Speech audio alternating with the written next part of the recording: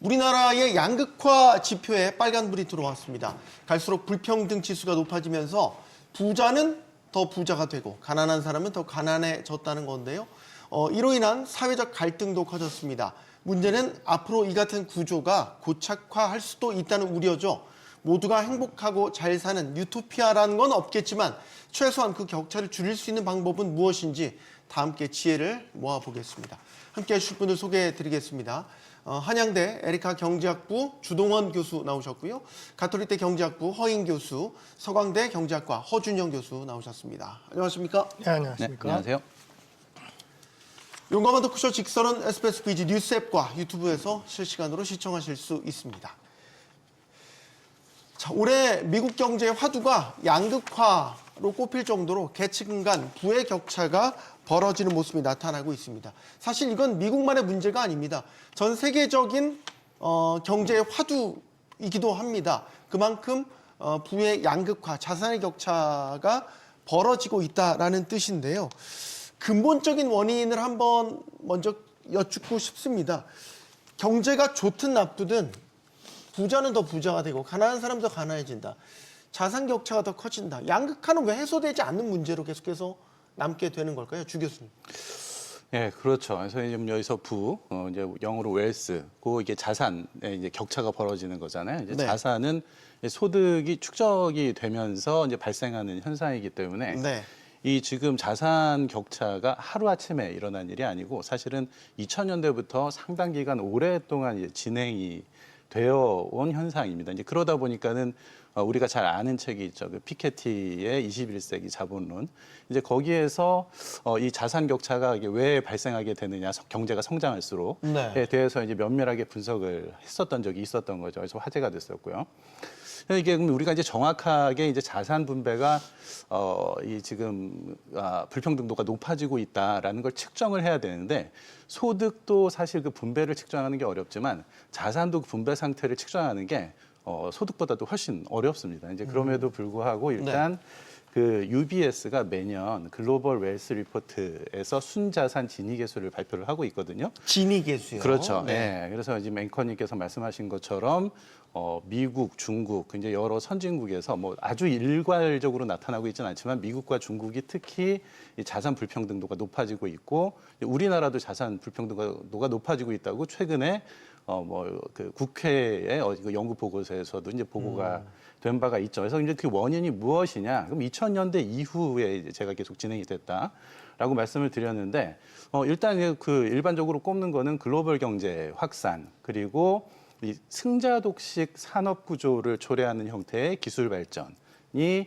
일반적인 원인으로 지목이 되고요. 네. 그리고 이제 2009년 글로벌 금융위기 때 미국이 금리를 이제 제로 금리로 이제 가면서 이제 그 전에도 이미 사실은 글로벌 금융위기의 그 발생 원인이 이 월스트리트 때문이다. 그래서 1%대 99% 이런 구호도 나왔었는데, 그러니까 이 과도한 금융화도 이 자산 불평등 심화의 한 원인이었다라고 얘기를 할 수 있습니다. 그래서 이런 것들이 이제 객관적인 지표인데.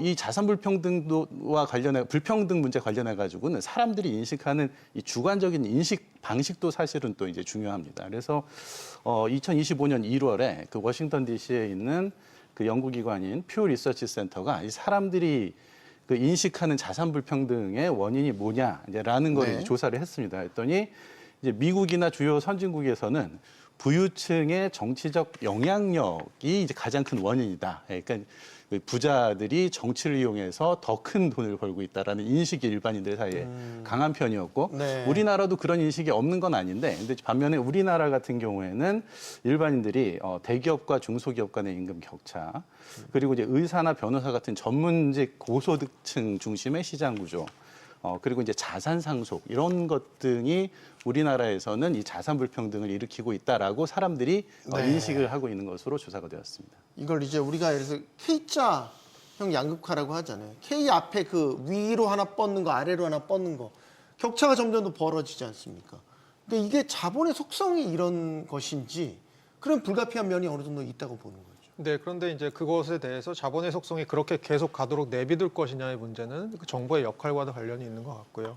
주동훈 교수님 말씀해 주신 건 이제 그러니까 자산의 불평등인데 저희 불평등을 보통 볼 때 많이 보는 게 소득이랑 자산의 불평등입니다. 네. 자산 불평등 해주셨는데 미국 중심으로 볼 때는 소득 불평등이 본격적으로 나빠진 것, 특히 상위 10% 소득 비율이 올라간 건 1985년 정도부터입니다.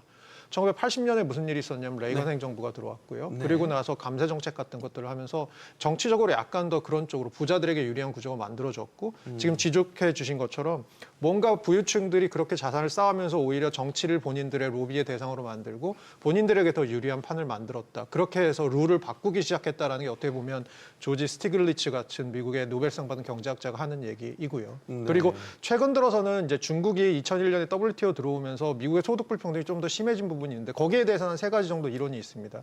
재작년에 노벨 경제학상 받으신 데런 에시모글루라고 하는 MIT 교수님이 하시는 얘기인데요. 첫 번째로는 이게 소득 불평등이 안 좋아지는 이유는 어쨌든 간에 기술 개발 같은 것들이 있다. 그리고 두 번째로는 중국 같은 나라에서 싼 물건이 들어와서 미국의 일자리가 없어진다. 세 번째로는 이민 같은 영향이 있다. 그런데 이런 것들을 통해서 이제 미국에서는 점점 소득 불평등도가 벌어지고 있는 그런 상황 같습니다. 그러니까 미국 경제가 예를 들어 3분기 성장률 4% 넘게 나왔지만 실상은 체감되는 그런 경제 발전은 또 소위 말해서 소득 수준이 낮은 분들한테는 오로지 그런 성장의 혜택을 다 받지 못하고 있다는 뜻도 되는 거잖아요. 그렇죠. 예, 우선 이게 그 미국의 성장이라는 것도 앞에서 저기 주 교수님 말씀하셨습니다만 기술 개발이 이제 뭐 AI, 디지털화, 자동화 뭐 이런 식으로 가다 보면은 저숙련 노동자들의 필요성이 점점 줄어들고 고숙련 노동자들의 필요성만 늘어나게 됩니다. 예, 이런 상황에서 보시면은 이제 뭐 소득의 불평등도도 높아질 수밖에 없는 그런 상황이 되고요. 그렇기 때문에 이제 그 뭐 자산의 불평등도뿐만 아니라 이게 그 성장의 결실이 모든 사람한테 공평하게 배분된다라고 볼 수는 없는 것이죠. 방금 저기 허 교수님이 레이건 행정부 얘기하셨습니다만 1980년대 이제 레이건 행정부가 감세 정책으로 미국의 성장 그러니까 뭐 그 당시부터 뭐 시작해서 미국의 고성장을 계속 이끌어왔다라는 그 성공적인 정책이었거든요. 네. 예, 그런데 그 고성장의 바탕이 뭐냐면 뭐 이렇게 그리드라고 할 수 있겠죠. 우리가 욕심을 자극을 해서 야 네가 고소득자들한테 그 전에는 굉장히 높은 세금을 매겼는데 세금을 낮춰줌으로써 야 너 많이 벌수록 가져갈 수 있는 게 많아라고 이제 알려줌으로써 사람들이 더 노력하게 만들었다는 거죠. 예, 그런 것들이 이제 결국은 이제 성장이냐 분배냐라는 것이 뭐 항상 이렇게 대립되는 건 아닙니다만 네. 그 당시에는 성장을 선택함으로써 분배가 지금 망가졌다라는 것이고요.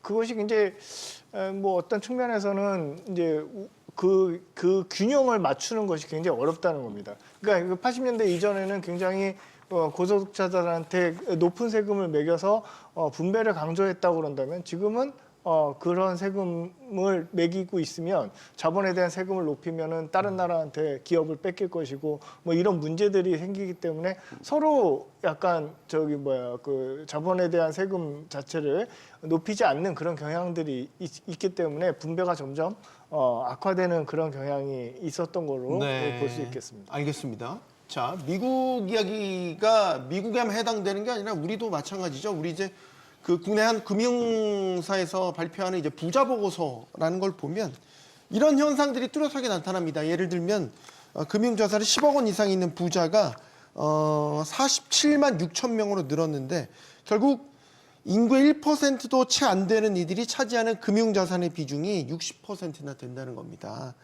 그러니까 소수의 부자들이 금융자산의 절반 이상을 가져간다. 이 구조는 갈수록 더 뚜렷해지고 있다. 이게 이제 우리 경제에서도 나타나는 뚜렷한 어떤 부자는 더 부자가 되는 쏠림 현상이다. 이렇게 볼 수 있겠죠. 네, 제가 우리나라 데이터를 한번 정리하면서 느낀 건데 이걸 정리를 한번 해드리면요. 네. 자산이랑 소득 불평등 나눠서 좀 볼 필요가 있을 것 같고요. 네. 우리나라는 최근 들어서 2024년 가장 최근 자료를 제외하고는 2010년대 이후로 계속해서 소득 불평등도는 나아지고 있습니다. 그러니까 좋아지고 있습니다. 소득의 불평등도는 는 낮아지고 있습니다. 그러니까 소득 불평등은 개선되고 있습니다. 네. 근데 문제는 자산 불평등도가 굉장히 빠르게 오르고 있어요. 그리고 우리나라 설문조사를 해보면 다른 나라에 비해서 자산 불평등도에 대해서 굉장히 국민들이 민감하십니다. 그렇게 봤을 때는 최근 들어서 우리가 뭔가 불평등도가 점점 심해지고 있으라는 게 소득 불평등도가 심해지는 거라기보다는 네. 자산 불평등도가 심해지는 걸 갖고 지금 전반적으로 느끼고 계신 것 같고 대표적인 게 부동산 아닙니까? 대표적인 게 부동산이고요. 네. 사실은 그 보고서에도 나와 있지만 전통적으로 한 2010년대 초반까지는 우리나라 부자들이 부를 일구는 가장 큰 방식은 부동산이었었습니다. 물론 최근 조사를 해보면 이게 이제 부동산의 비중은 약간 줄고 금융소득이나 이제 사업소득 같은 것들 아무래도 경제가 고도화되다 보니까 뭐 자본시장에도 많이 들어가게 되고 좋은 네. 일자리, 좋은 사업들이 많이 생기면서 뭐 거기서 사업소득 때문에 벌어지는 부분이 있습니다만 전반적으로 우리나라는 최근은 자산 불평등도의 심화 그리고 그 기저에는 지금 앵커께서 지적해 주신 결국 부동산 가격의 양극화 이것이 저는 들어가 있는 것 같습니다. 더 안 좋은 겁니까? 어떻게 봐야 됩니까? 이게 자산의 불평등도가 더 심해지는 게 안 좋은 겁니까? 소득의 불평도 정도가 어떤 형태의 불평등도 확대도 바람직하지는 이게 비교우위는 아니군요. 예, 그렇죠. 예, 그래서 일단은 소득 불평등도가 개선되는 것은 바람직한 현상으로 보고 그럼에도 불구하고 이제 자산 불평등도가 높아지는 건데 지금 앵커께서 물어보신 거는 이제 또 부동산보다도 지금 금융 자산 관련해 가지고도 불평등도가 물론 제 화두는 금융자산이었습니다. 던지셨는데 이제 요거 관련해 가지고 저는 어쨌거나 이게 글로벌 금융위기 이후에 이 저금리 상당한 저금리 기조가 지속됐었던 것이 가장 크다. 그러니까 저금리를 유지하려면 이 유동성이 확대될 수밖에 없는 거고. 네. 근데 이제 유동성이 확대되었다고 하더라도 이게 실물 부분으로 좀 흘러들어가 줬으면은 경기가 회복되면서 다시 금리를 올릴 수 있는 여력도 생기고 그래서 중산층 같은 경우에는 사실 하이 리스크를 테이킹하기가 쉽지 않거든요. 그래서 이제 뭐 저축이나 그래서 거기에서 나오는 이자가 높을 때 이제 좀 소득이 좀 생길 수가 있는 건데 이게 돈이 전부 다 뭐 주식 시장이 됐던 이제 뭐 좀 약간 투기적인 형태의 자산 시장으로 쏠리면서 그 약간 카지노 우리 그 도박장 가면은 네. 돈 있는 사람이 오히려 이렇게 배짱 있게 베팅을 함으로써 돈을 벌 수 있는 구조가 되잖아요. 그러니까 결국은 돈을 벌려면 하이 리스크, 하이 리턴을 추구를 해야 되는 건데 네. 이 중산층은 이제 그런 것들을 하기가 어려운 거고. 근데 반면에 지금 이 뭐 소위 금융자산 10억 이상의 이 부자들 같은 경우에는 위험을 감수하고 그리고 또 이런 사람들은 자기 돈이 많다 보니까 이 정보를 수집하는데 많은 노력을 기울이거든요. 그래서 그러한 정보력들을 바탕으로 이 보통 사람들보다 더 높은 금융자산 상승률을 보이게 됐었던 것 아닌가. 그래서 이걸 뭐 카지노 자본주의라고 불러야 될지 네. 모르겠는데 예, 그런 면이 있는 것으로 생각이 됩니다. 이게 소득의 불평등 정도가 개선되는 게 자산의 불평등 정도를 개선시키는데 별 도움이 안 되는 그러니까 자산의 불평등은 계속 더 심화된다면 전체 그러니까 부의 불평등 이 구조는 바뀌지 않는 거군요. 예, 뭐 부의 불평등이 이제 사실은 이게 악화되지 않으면 다행인 것 같거든요. 이제 악화되잖아요. 예, 그런데 이제 지금 보시면은 이제 두 분 말씀을 이렇게 종합해서 보시면 이제 부동산의 불평등이 결국은 금융의 불평등을 가져오지 않았나라고 추측해 볼 수 있습니다. 왜냐하면 자기의 주거가 안정돼 있고 이런 사람들은 이제 여유 자금이 생기는 것이고요. 이런 것들을 이제 금융에 투자할 수 있는 그런 여력이 생기는 것이죠. 그런데 이제 부동산이 불안정한 사람들은 그걸 할 수 있는 여력이 없습니다. 이제 부동산에 뭐 내가 비용이 많이 들어가기 때문에요. 네. 이제 자기 주거가 안정되지 못하기 때문에 그래서 이제 부동산이 이제 결국은 불평등하게 나눠져 있기 때문에 그것이 원인이 돼서 금융의 불평등도도 굉장히 높아질 수 있다라는 것을 우리가 추측해 볼 수도 있을 것 같습니다. 그러니까 우리가 부동산 자산 상급지 하급지 나누잖아요. 서울 안에서도 비싼 지역, 조금 상대적으로 덜 비싼 지역. 서울 밖에 경기도와는 또 격차가 나고 수도권과 지방은 더 격차가 나고 그러니까 사실 여기서도 자산의 격차라는 게 여기서 딱 나타나는 거 아니겠습니까? 네, 그리고 그게 이제 시작된 게 어떻게 보면 한 2018년 정도부터인 것 같고요. 네. 그 다음부터는 이제 본격적으로 똘똘한 한 채에 대한 선호 현상이 지금 말씀해주신 그런 결국 양상으로 나타나는 것 같고요. 네. 실제로 이것들이 얼마나 중요한 건지 제가 작년 말에 나왔던 국회에서 나왔던 보고서, 대한민국 불평등 보고서라는 걸 한번 찾아보니까요. 소득이 자산 형성에 미치는 영향이 예전보다 훨씬 약해진 게 사실이랍니다. 소득은 중요하지 않다는 거예요. 덜 중요하다는 거예요. 그리고 그러니까요. 더 중요한 건 뭐냐면 결국은 보유한 자산 가격이 얼마나 오르는지 아니면 상속 증여를 얼마나 받을 수 있는지가 설명하는 그 게 늘어난다라는 겁니다. 그게 지금 아마 저희가 느끼고 있는 감정들, 그런 느낌들의 정리인 것 같습니다. 그러니까 예를 들어 청년층은 이거죠. 내가 아무리 열심히 일해서 돈을 벌어도 이 소득 가지고는 집 한 채 사기도 힘들다.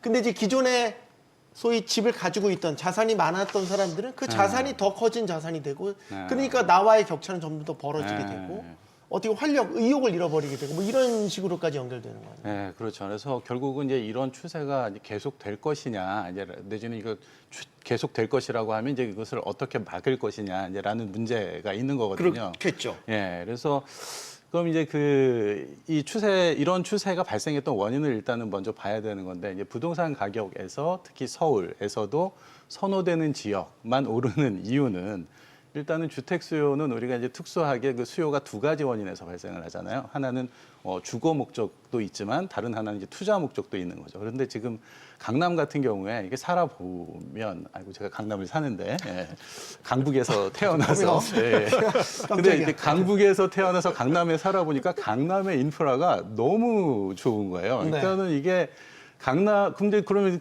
좀 이렇게 사회적으로 비교적 소득이 이제 많은 사람들이 강남에 몰리기 시작하고 그러면은 이게 또 어떤 상징적으로 내가 강남에 살아야 나도 사회에서 성공한 사람인 것처럼 일단 이렇게 선망 의식이 생기고 그러면서 이제 가격이 더 오르고 그럼 가격이 오르는 게 보이니까 이 사람들이 또 그 투자적 목적으로도 또 수요가 더 발생을 하고 이렇게 되는 거죠. 그러다 보니까 이게 지금 그 서울 안에서도 이제 선호 지역과 비선호 지역 간에 이제 격차가 계속해서 더 발생할 수밖에 없는 이제 상황이 벌어지고 있는 거고요. 그럼 이제 이거를 어떻게 해결을 할 것이냐? 그럼 이제 결국은 일단 수요 측면에서는 대체 수요를 좀 만들어줘야 될 필요가 있는 거죠. 그러니까 강남만큼 살기 좋은 곳, 뭐 목동도 좋고, 뭐 물론 이제 뭐 용산도 좋고, 근데 이제 뭐 그것보다도 또 강북에 이렇게 좀 개발이 지체되었던 곳을 이제 발전시킴으로써 어떤 그 대체 그 수요가 발생할 수 있는 공급을 늘리는 게 이제 좀 중요할 것 같고요. 그리고 이제 결국은 이 주택 가격이 이렇게 상승을 했을 때 네. 이게 또 이 주택 가격 상승에 따른 자본 이득을 이제 보고들 계신 건데 이제 여기에 대해서 그럼 이제 사회적인 부담을 함께 나누어질 수 있는 이제 조세제도도 어떻게든 좀 변화를 가져와야 이게 좀 이 문제가 해결될 수 있을 것으로 보이는데 방금 제가 대책이라고 말씀은 드렸지만 저도 그런 대책이 실제로 실현 가능할지에 대해서 상당히 오랜 기간 정부가 노력을 해왔음에도 불구하고 여러 가지 현실적인 그 정책 그 실행력이 제한을 받는 게 사실이거든요. 그래서 지금 현재의 추세가 이렇게 쉽게 꺾이지는 않을 것 같다라는 좀 우울한 전망이 드네요.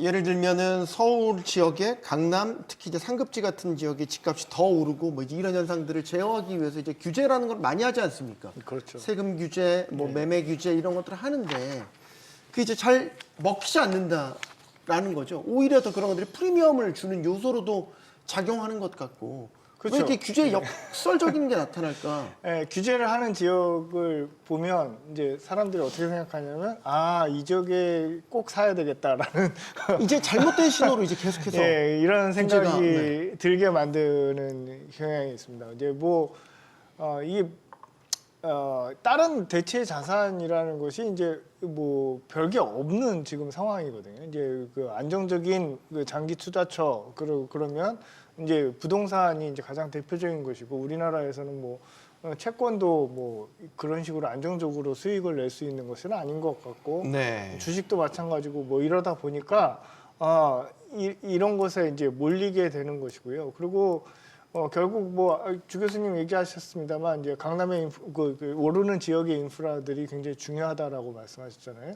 뭐 결국은 이제 교육 문제라든지 뭐 여러 가지 인프라 문제가 해결이 먼저 선행돼서 해결이 되어야 이런 것들이 이게 다른 지역으로 넘어갈 텐데 사실은 뭐 지방으로 갔던 사람들의 경험을 들어보면 네.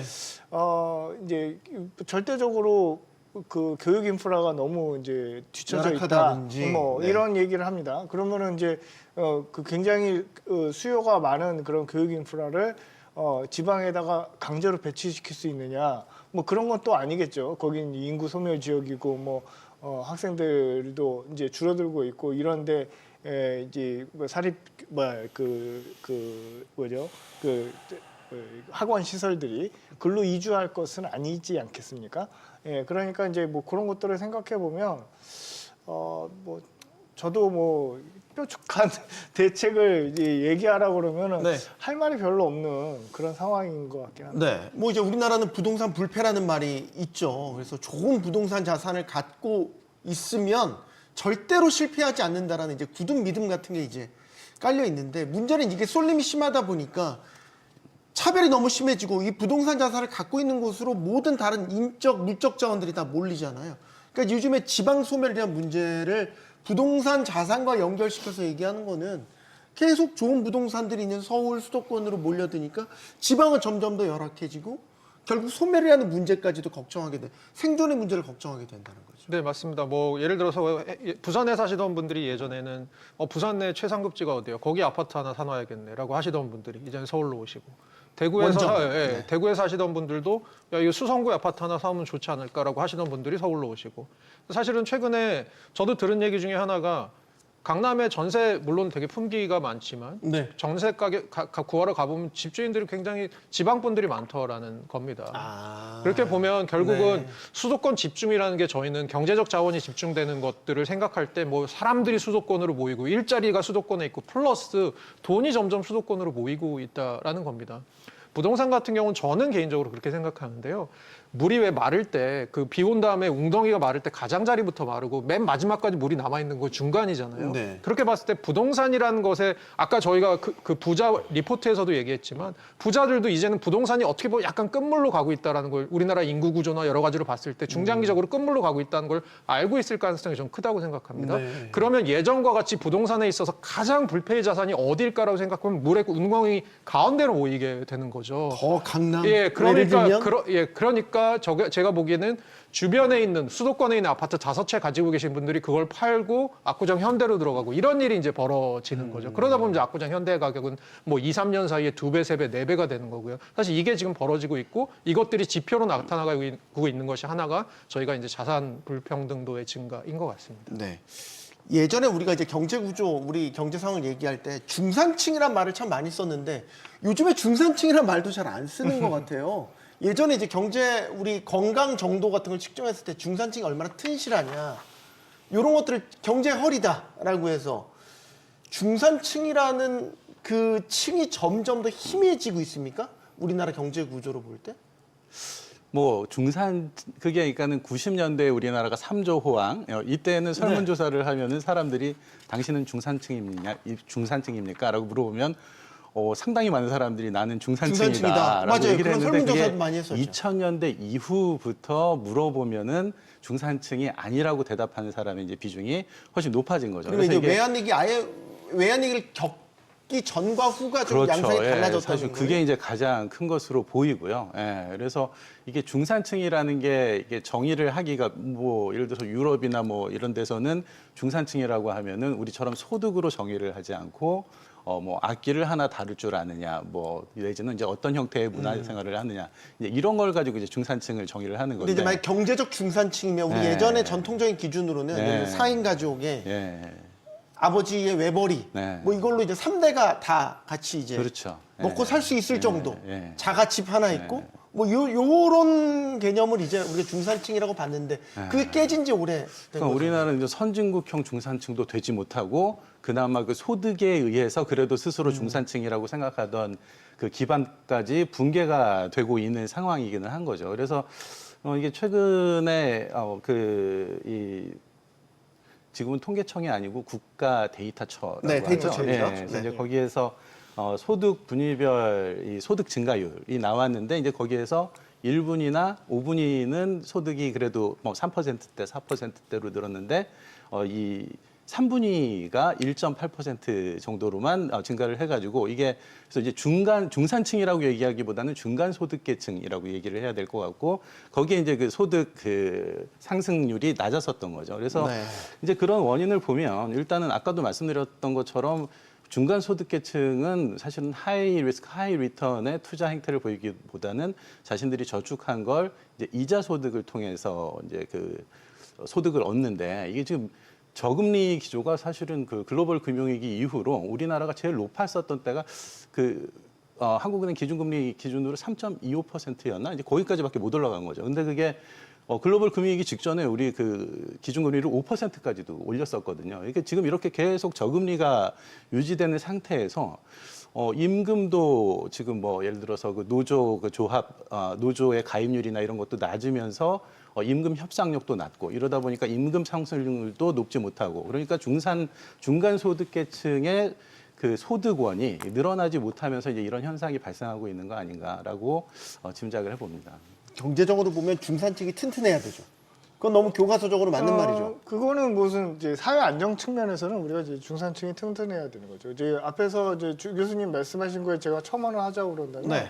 우리나라 기업 산업 구조가 좀 이렇게 대기업과 중소기업의 산업 구조가 이제 극명하게 갈리지 않습니까? 그래서 대기업들은 굉장히 생산성이 높고 임금도 굉장히 높게 주고 있고 중소기업 같은 경우에 지금 대기업에 비해서 굉장히 임금의 보상 정도도 굉장히 낮은 그런 상황이 이제 계속 확대됐다는 거죠. 이제 그 확대된 배경에서는 우리나라의 산업 구조가 이제 대기업 위주로 돌아가고 있고요. 그런데 노동 시장에서 보시면은 대기업에서 취업하고 있는 사람들이 전체 노동자 중에서 뭐 10% 안쪽일 겁니다. 예, 그러니까 90% 이상은 중소기업에 취업돼 있거든요. 그럼 우리가 말하고 있는 중산층은 이 중소기업에 취업돼 있는 노동자 계층들을 주로 얘기하는 걸 거라는 거죠. 예, 그래서 이 중산층의 임금이 올라가지 않는 것은 이러한 산업 구조로 인해서 중소기업들의 생산성이 향상되지 못하는 그런 문제. 예, 그런 문제에 지금 우리가 봉착돼 있다. 그러니까 우리가 앞에서 뭐 미국 얘기하면서 수입한 물건들 때문에 값싼 물건들 때문에 노동자들의 페이가 낮아져 갖고 거기도 양극화됐다라고 얘기하는 것처럼 네. 우리도 어떤 뭐 잘 나가는 산업들, 뭐 반도체나 IT나 뭐 금융업 뭐 이런 것들 빼고 나서는 이 생산성이 이 정체되면서 임금 상승률이 이제 정체된 것이 아닌가라고 볼 수 있겠고요.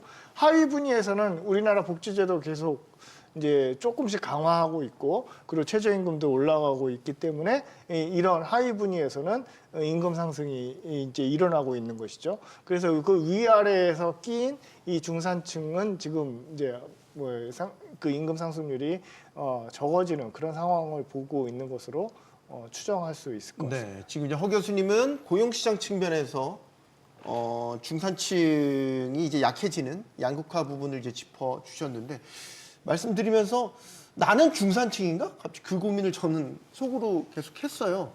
중산층이 아닌 것 같기도 하고 좀 헷갈리거든요. 그만큼 중산층에 대한 개념이 너무 옅어진 것 같아요. 네, 그리고 작년 제가 통계를 기억한 게 맞다면 서울의 그 가구 평균 소득이 5,800만 원 정도 될 겁니다. 그러면 이제 가구 평균 소득이 5,800만 원인 3인 혹은 4인 가구를 우리가 머릿속으로 생각할 때, 왜냐면 저희는 다 서울에 살고 있으니까 네. 주변 사람들이랑 비교해봤을 때 5,800만 원 정도의 가구 소득을 중산층이라고 우리가 볼 수 있을까? 라고 하면 아마 아닐 가능성이 좀 더, 그러니까 우리는 그렇게 느끼지 않을 거예요, 아마. 이게 뭐 정의된 범위가 네. 있습니까? 중산층, 경제적인 중산층의 소득 수준은 한 요 정도가 될 거다.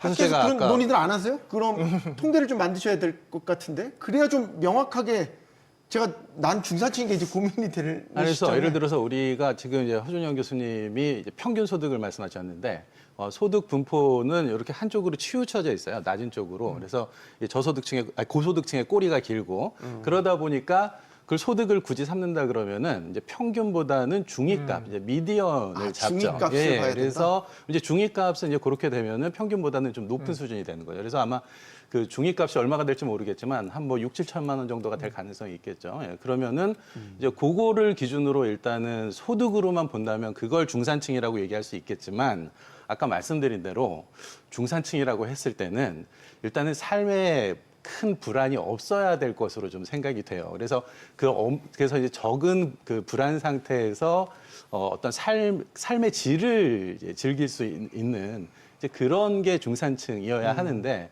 그래서 이제 소득뿐만 아니고 다른 형태의 이제 삶의 질에서도 지금 우리나라는 이게 충분하게 그 국민들이 많은 국민들이 스스로 중산층이다라고 스스로를 정의할 수 없는 이제 그런 상황이 되고 있는 것 아닌가라는 생각이 듭니다. 허준영 교수님, 그러니까 제가 이 질문을 드리는 거는 예를 들어서 우리의 경제 정책이나 복지 정책들도 중산층을 좀 두텁게 지키는 쪽에 포커스를 맞춘 정책들이 나와야 되지 않나라는 차원에서 아까 그 질문을 드렸습니다. 근데 이제 저는 그러기에는 지금 너무 이 자산 중심의 시장이 그 분화가 너무 심하게 되고 있어서 특정한 계층을 타겟하는 게 소득을 기준으로 타겟을 할 건지 아니면 자산을 기준으로 타겟을 할 건지가 굉장히 힘들어질 것 같고요. 예를 네. 들어서 우리 한 40대, 50대 중장년층이라고 생각해도 이 안에서도 사실 두 그룹으로 나뉘어요. 자산을 가지신 분과 못 가지신 분. 그리고 이 자산이라고 하는 게 얼마나 핵심 자산인지 이런 것들에 따라서 나뉘기 때문에 이 복지 정책 저는 그런 부분에 있어서 쉽지 않을 거라고 생각을 하고요. 하나 말씀드릴 게 제가 방송을 하면서 알게 된 그 미국 친구가 있는데 그 친구도 이제 뭐 경제 쪽 전공을 해갖고 경제 관련 유튜브도 하는 친구인데 그 네. 친구랑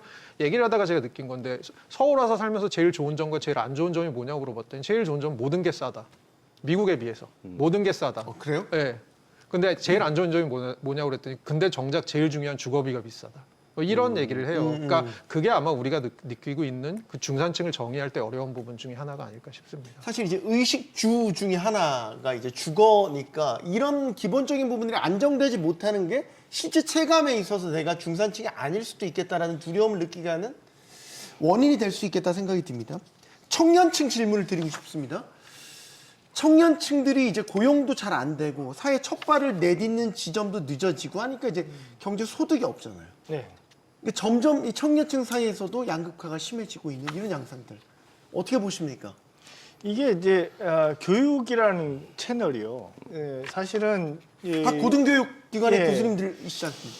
부의 대물림을 하는 그런 역할을 하고 있는 것 같은 느낌은 좀 있습니다. 원래 옛날에는 고등교육이 아니었잖아요. 옛날에는 이제 가난한 사람들도 이제 내가 좋은 대학 나와서 이게 좋은 직업을 가지면 우선 우리가 중산층으로 올라갈 수 있고 뭐 이렇게 윤택한 삶을 살 수 있다라는 것이 이제 교육의 기능이었다고 하면 현재 같은 경우에는 그런 기능이 약화됐다는 거죠. 왜냐하면은 사교육을 통해 가지고 비싼 사교육을 받은 그런 학생들이 이제 더 좋은 교육을 받을 수 있는 상황이고요. 그렇기 때문에 우리가 뭐 학생들을 선발할 때도 보면은 옛날보다는 이제 이 스큐돼 있는 것 같습니다. 그러니까 뭐 이렇게 뭐라 그러죠? 소득 수준이 아주 떨어지는 사람들이 많이 안 보인다는 거죠. 옛날보다. 이게 예를 들어서 스카이 대학에도 예. 들어간 학생들의 이제 경제적 분포도를 보면 예. 상당히 예전보다 이제 경제적으로 도 많이 그 윤택한 쪽 층의 학생들이 스카이 대학에 가는 가능성이 더 높아졌다. 그래서 그렇죠. 개천에서 용나는 케이스가 많이 없다라는 많이 없다는 거죠. 예, 그러니까 결국은 이제 그 우리가 사교육에 투자하는 이유, 왜 대치동의 학원가 그리고 또 그 동네의 부동산 가격이 올라갔느냐? 그럼 사교육 때문이잖아요. 예, 공교육이 굉장히 뭐 교육만 받아도 우리가 좋은 교육을 받을 수 있다라고 생각하면 그렇게까지 몰려다니지 않을 거 아닙니까? 이제 네. 목동이나 대치동 같은 경우에. 그럼 거기에 몰리는 이유는 결국은 내가 돈이 있어야 좋은 사교육을 받을 수 있고 그리고 그 좋은 사교육을 받은 것이 더 높은 고등교육을 통해서 더 좋은 직업으로 혹은 더 윤택한 삶으로 연결될 수 있다라는 그러한 부의 대물림의 한 채널로 지금 역할을 하고 있다는 거죠.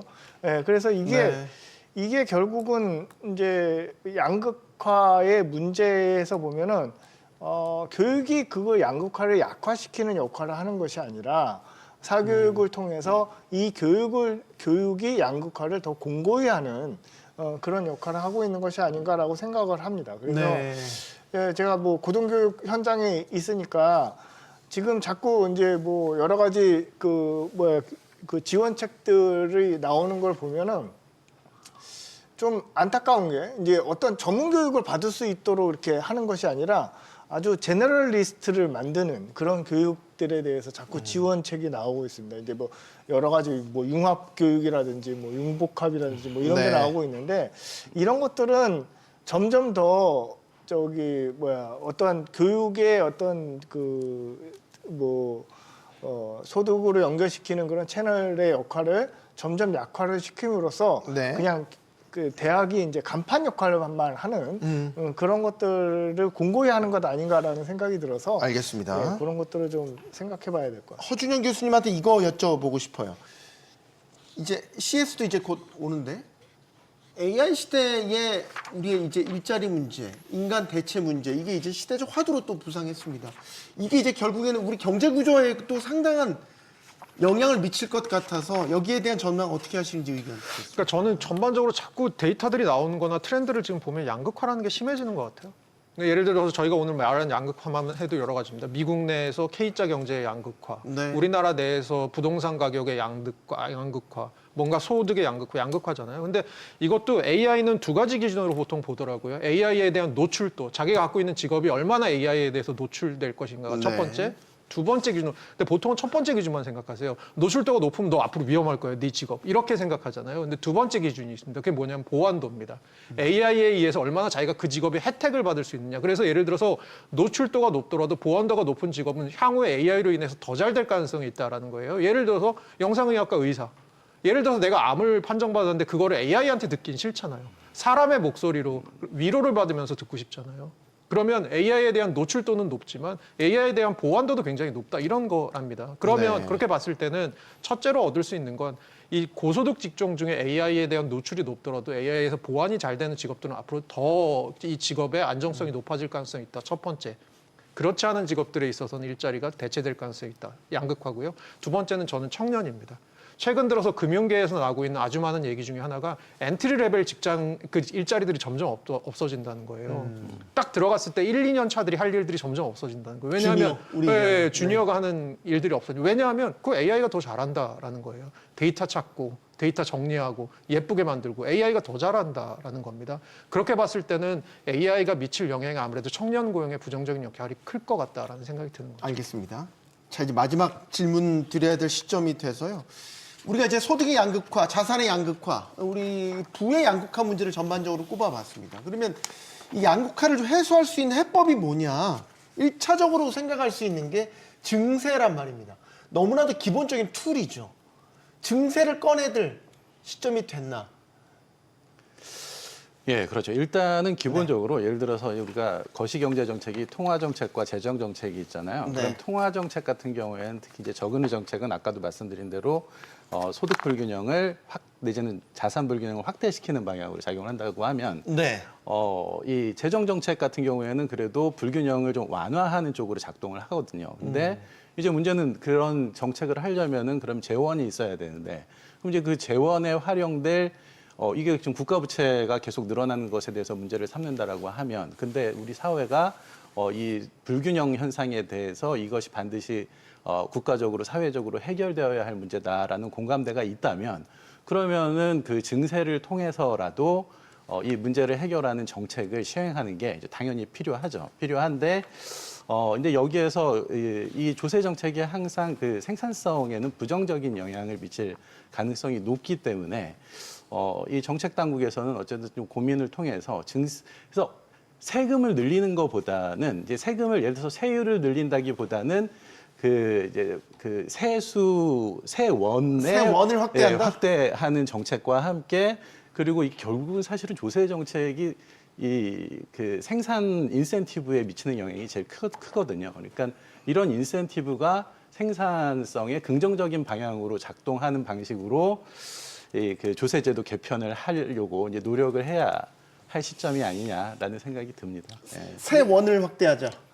저는 이제 분배 문제 때문에 이제 증세를 한다고 하는 거를 좀 한참 됐습니다만 공동 연구를 한 적이 있습니다. 이제 OECD의 국가 데이터를 놓고 네. 세금에 따라서 이제 그 분배 그 진위계수가 어떻게 변하는지 이렇게 살펴본 적이 있는데 전체를 놓고 보면 세금이 변동한다고 그래서 진위계수가 변동하지는 않습니다. 그런데 북유럽 국가들 있지 않습니까? 이게 보장제도가 사회보장제도가 잘 돼 있는 네. 국가들은 세금이 높아지면 진위계수가 향상됩니다. 이게 낮아진다는 뜻이죠. 무슨 얘기냐면 증세해야 되겠네요. 그러면. 이 증세를 통해서 그 우리가 소득 분배를 개선하기 위해서는 사회보장제도가 잘 되어 있어야 된다는 거죠. 그래서 증세만이 방법이 아니라 사회보장제도를 우리가 이제 북유럽 국가 수준으로 같이 올라가야 되는 상황입니다. 그러니까 결국은 사회적인 합의가 필요합니다. 그러니까 우리가 세금을 더 내고 그 사회보장제도를 더 키우겠다라는 사회적인 합의가 필요한 것이지 이게 뭐 증세만 하면 전부 다 우리가 그 소득 재분배가 이루어질 것이다라고 저는 생각은 되지는 않습니다. 이게 또 철학적 문제잖아요. 네. 네, 제가 뭐 얼마 시간이 있을지 모르겠지만 사실 조세제도는 형평성 때문에 하는 거이기도 하지만 경제 성장이나 아니면 세수 확보의 측면도 있습니다. 아까 세수 확보 얘기해 주셨잖아요. 그래서 우리나라 노동세는 면세자가 되게 많습니다. 이거 세원 좀 늘리는 거 저는 더 동의하고요. 재산세도 지금 몇 년 이상 보유하고 있으면 시세 차익이 몇십억이 나더라도 저희 지금 80% 과세 면세해주고 있거든요. 이런 거 좀 현실화하는 거. 그다음에 우리 부가가치세 보통 증세 얘기를 하는데 부가가치세 올리면 반대를 그렇게 많이 하세요. 왜냐하면 아니 내가 먹는 게 부자라고 해서 내가 두 배 먹는 게 아닌데 그러면 가난한 사람들한테 상대적으로 세율이 올라가는 거 아니야? 이 부가가치세 역진적인 거 아니야? 얘기를 하는데 결국은 지금 얘기하는 게 이걸 통해서 증세를 해서 정부가 어떻게 쓰느냐의 문제도 있기 때문에 네. 이것까지 통합적인 패키지로 가야 된다 정도 생각하고 있습니다. 알겠습니다. 돈이 돈을 낳는다는 말이 있습니다. 그래서 부자는 더 부자가 된다는 게 자본의 속성이라는 거죠. 한국 자산시장에도 쏠림이 심화되는 게 뚜렷해집니다. 쏠림이 심화되면 부작용은 또 걷잡을 수 없이 커집니다. 시장의 자유, 적절한 제어선의 이 교차점을 찾는 게 시대적 과제가 아닐까 싶습니다. 용감한 토크쇼 직설 마치겠습니다. 여기는 모든 경제가 모이는 SBS 비주고요. 시청해주신 여러분 고맙습니다.